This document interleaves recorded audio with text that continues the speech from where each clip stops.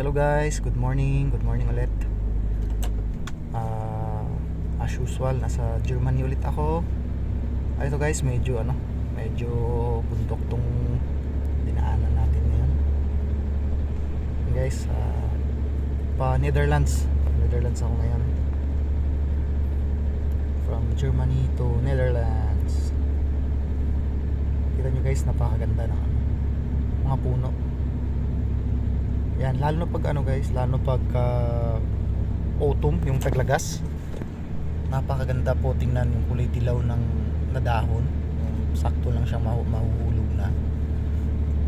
Napakagandang masarap sa mata. Ngayon kasi guys, medyo tignan kasi wala siyang dahon masyado. Galing kasing winter. At papasok pa lang yung tagsibol. Hindi pa siya ganun ka green. Mag-green yan pagka siguro may March. Yan, medyo paakyat yung dito.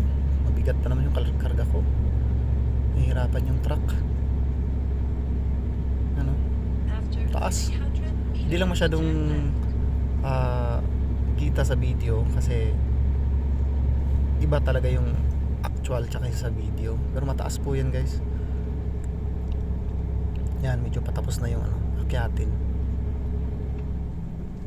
Galing dito 6 hours to Netherlands.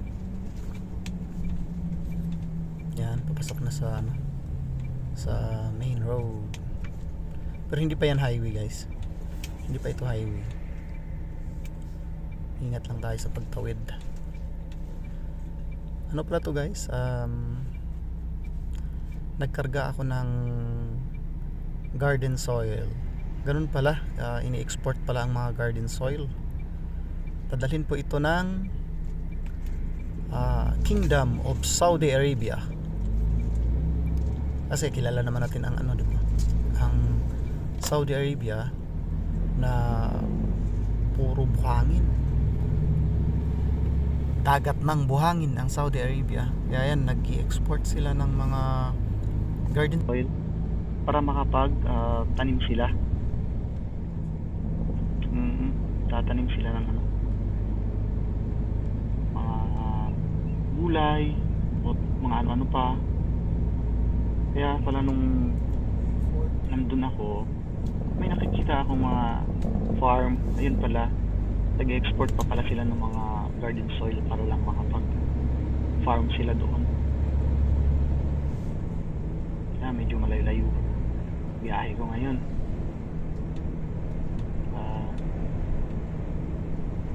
6 hours.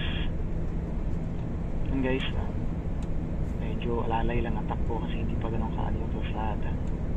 After 700 meters, go around the rotary. Two lanes lang. Then turn right. Nakita nyo guys, napakaganda ng mga bundok. Higit niya yung tawag nito, yung mga kahoy, yung mga puno. Halos lahat naman ng guys dito sa Europa, halos same lang yung itsura niya.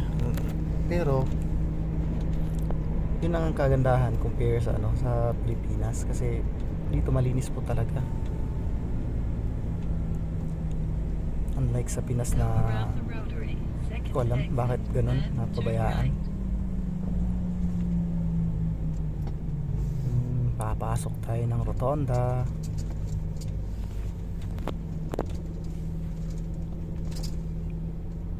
Yan, malapit-lapit na ako sa highway. May sign na ng mga highway. After 600 meters, turn right, then take the freeway. Ayan, may mga pala rito, may gasol station palang malaki.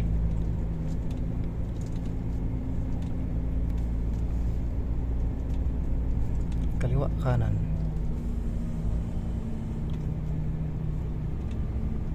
Yan, medyo nalito na ako rito. Kaliwa pala, kaliwa.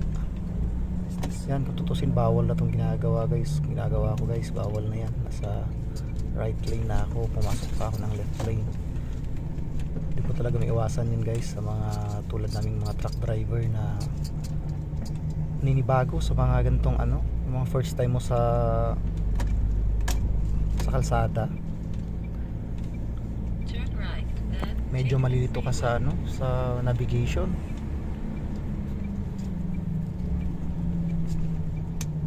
Yan, papasok na po tayo ng highway.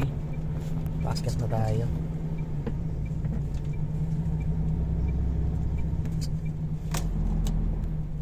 Buhay truck driver guys, puro kalsada lang yung ano, puro kalsada lang yung nakikita.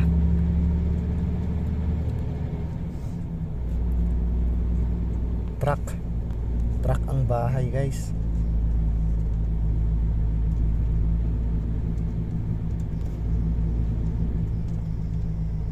Ito na highway. Yun guys, pag actual mo siyang makita, napakaganda po ng paligid niyan. Iba po talaga sa cellphone. Medyo mahinang klase lang po yung phone na gamit ko. Guys, puro mga truck na yung mga kasabayan dito.